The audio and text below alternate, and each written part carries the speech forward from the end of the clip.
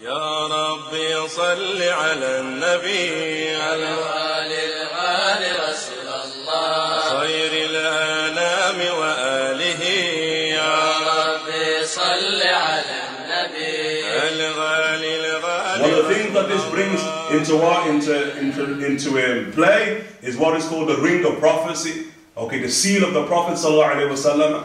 And the Prophet sallallahu alaihi wasallam in the Arabic language, he has a khatem and he has a khatim too. Khatem and a khatim. Okay, a khatem sallallahu alaihi wasallam is the physical seal that was upon his back, the seal of prophecy. That the Prophet ﷺ, and the dominant, vastly dominant opinion, at 5 years of age, he had the seal of prophecy placed upon his back, directly behind his blessed heart ﷺ, on the tip of his what? Of his left shoulder blade. That's called Khatam al-Nabuwa, Khatam with a fatha, Khatam al-Nabuwa. Okay, 5 years of age, okay, Gabriel says to whom? Mikael, Ikhtimhu, seal him. And he's فَخَاتَمَهُ بِخَاتَمِ النَّبُوَّةِ, and he was thereby sealed with the seal of prophecy, 5 years of age. The second reality is called Khatim al-Nabuwah, which is the seal of prophecy, i.e. the signet ring of the Messenger of Allah sallallahu alaihi wasallam, which is going to be crafted after Hudaybiyah. Okay? There's a tradition here in Al-Bukhari and Muslim on the authority of Anas ibn Malik, who said when the Messenger of God sallallahu alaihi wasallam decided to write to the rulers of the non-Arabs, it was said to him, verily the non-Arabs do not accept the letter unless it has an official seal upon it. And he sallallahu alaihi wasallam thereby had an official seal crafted, and it is as if, Sayyidina Anas says, I am looking at its whiteness and its beauty in the palm of his hand, sallallahu alaihi wasallam. A very special ring. Okay, yani Tolkien, J.R. Tolkien can create this narrative about the Lord of the Rings. Some of us should ask, like, where did he get that narrative from? Where does that whole interesting story come from, which is called the Lord of the Rings? And we should even wonder even more when someone like J.R. Tolkien is fluent in the Arabic language, fluent in speaking Arabic language, where would he get such a story from? Okay, and what you're going to find is the central sort of theme that you find inside of the likes of this imaginary quote-unquote tale known as Lord of the Rings. You'll find it all present in the life of the Messenger of Allah sallallahu alaihi wasallam. The idea of the ring of power, okay, and the nature of the ring of the Prophet sallallahu alaihi wasallam, it is the ring of power. Just like the ring of Sulaiman is the ring of power, which many of us don't understand why. What was so special about the ring of Solomon, the ring of Sulaiman, which will manifest at the end of time, where on the hands of the Dabba, the beast, one of the signs of the end of time, the beast that manifests at the end of time, that seals believer with faith on their forehead. It has the ring of Solomon, it has the staff of Moses, and it has the ark of the covenant, the beast. What's upon the ring of Sulaiman? La ilaha illallah Muhammadun Rusuli. That's sealed upon the ring of Solomon. There is no deity but God, and Muhammad is my messenger. It's personalized. And it's in that dhikr Muhammad, the actual word of the Prophet ﷺ, we find the sir, the secret in the ring of Sayyidina Sulaiman alayhi salam. And it's going to be no different with the actual seal of the Prophet ﷺ, the ring which was a seal. And this is a ring that the Prophet ﷺ would not wear ordinarily. It would only be placed upon his blessed hand when he's sealing correspondence. He has a different ring which he wears ordinarily, sallallahu alayhi wa sallam. And that ring is going to have Muhammad Satar, Rasul Satar, Allah Satar. Okay, Muhammad on one line, Rasul on another line, and Allah on another line, on another line. Ulama differ about how the actual seal looked, how it actually looked.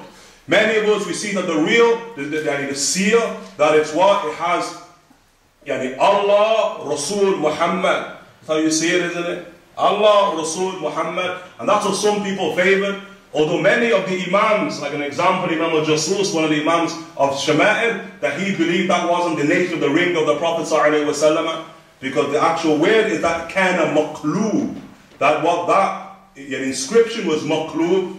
And his understanding of maqloob is that it was inverted inside out, so that when the seal was pressed upon the actual wax, it would come out the right way. Not as we see it now, upside down. He said, no, it wasn't upside down. It was Muhammad, Rasul, Allah, that way. But it was inverted, he says. That's what it means. The tradition is understood as. Okay, but a different opinion amongst the ulama. Okay, that's going to be a very special ring. And it's the ring now which is going to usher in now the world dominance of the Messenger of Allah, the khitab ila al-alameen, the khitab to the entire creation. And we note to the day that when that ring is eventually lost, okay, when is it lost? In the time of Uthman ibn Affan. In the time of the Prophet ﷺ, as we're going to see, that the ring is crafted by a specific individual, okay, who makes the ring. That's going to be a central theme inside of Tolkien's narrative, Lord of the Rings, the maker of the ring, who crafted the ring. In one of the traditions here in Daraqutni, Ya'la ibn Umayyah, he says, I and nobody else made the ring for the Prophet ﷺ. He's the ring maker. Ya'la ibn Umayyah radiallahu ta'ala an, engraved on it was Muhammad Rasulullah, Muhammad, the messenger of God ﷺ. Who held the ring? The ring holder, Mu'aqib ibn Abi Fatima al-Dawsi radiallahu ta'ala anhu warda. A very, very intriguing companion. His name is Mu'aqib, okay? Ibn Abi Fatima al-Dawsi. Dawsi, he means he's from the same tribe as Abu Hurairah radiallahu ta'ala anhu. Yemeni. He's from the Yemen, from the city of Zabid, the tribe of Daws. And he's somebody, because again you ask who was the sort of ring holder in Tolkien's central theme. It was this creature called Gollum. And then it moves to the hobbits, but it was Gollum, this sort of strange creature. And when you see the actual riwayat of Mu'aqib, similar, that he was somebody who was inflicted with leprosy, to the point that the word that was spread is that nobody should ever even go near Mu'aqib, because it was like he was infected with a very, very serious disease, that to be in his presence you'd also be affected by the disease, the leprosy of Mu'aqib. And Umar ibn Khattab used to dispel that he would give drinks to Mu'aqib, and when Mu'aqib would drink, he would take the actual glass and drink it from the exact same place Mu'aqib placed his blessed lips upon. He's the ring holder, Sayyidina Mu'aqib radiallahu ta'ala anhu warda, and he's eventually going to be cured by what? By imams from Yemen. Sayyidina Umar ibn Khattab would consistently try and seek a cure for the actual what? The leprosy of Mu'aqib. And likewise Mu'aqib would himself, and eventually two men from the Yemen, that they came to Madinatul Munawwara, and then they come with a cure. They spread it over the body of Mu'aqib, and they said, we can't cure your disease, but we can ensure that it doesn't get any worse. And so it was until the death of the great Imam of the Sahaba, Mu'aqib. This individual is the ring holder of the Prophet ﷺ, the ring is kept in his blessed hands. And upon the death of the Prophet ﷺ, it's now placed in the hands of Abu Bakr, hands of Mu'aqib, but Abu Bakr has command over the ring. Whenever Abu Bakr wants to send letters to the world, he summons Mu'aqib, as the Prophet ﷺ used to do, takes the ring from Mu'aqib, places it on his hand, in the presence of Mu'aqib, seals the letters, puts the ring back in the hands of Mu'aqib, Mu'aqib leaves. Time of Umar ibn Khattab, same thing. You need the ring of prophecy, summon Mu'aqib, he brings the ring. Time of Uthman ibn Affan, you need the ring, summon Mu'aqib. Except in the time of Sayyidina Uthman ibn Affan radiallahu ta'ala anhu warda, Sayyidina Umar ibn Uthman, who's very famous for the building of wells. He builds a lot of wells inside of Madinatul Munawwara. And one of the things Sayyidina Uthman was doing, he was restoring, you see, in the age of the destruction of what? The relics of prophecy by the criminals of that place, we'll mention it. Okay, who destroy the relics of prophecy. The project of Manhaj al-Nabuwah, those who are on the way of the Prophet ﷺ, was preservation of the actual relics of prophecy. The inheritance of the Messenger of Allah ﷺ. Anything that he touched ﷺ is blessed. Leave your intellect to yourself and take your criminality elsewhere.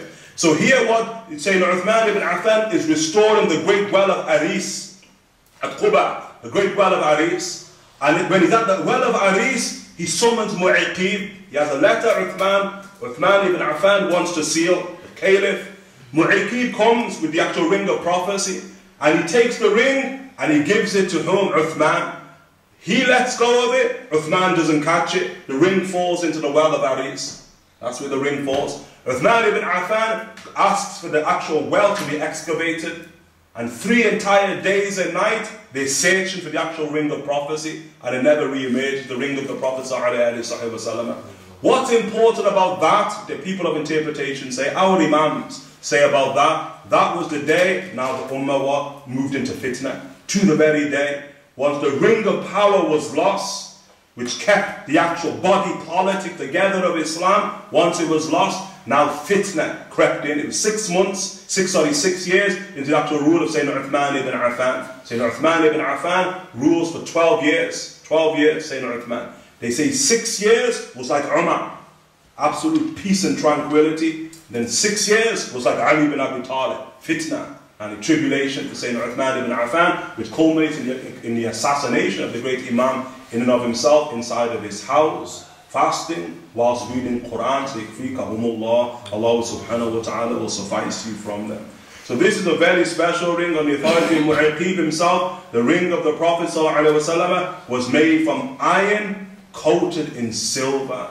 So it's made from iron and it was plated in silver, and on its fuss, on the front of it, Muhammad is the messenger of God. Sallallahu alayhi wa sallam. The hadith in Abu Dawud and Nasa'i.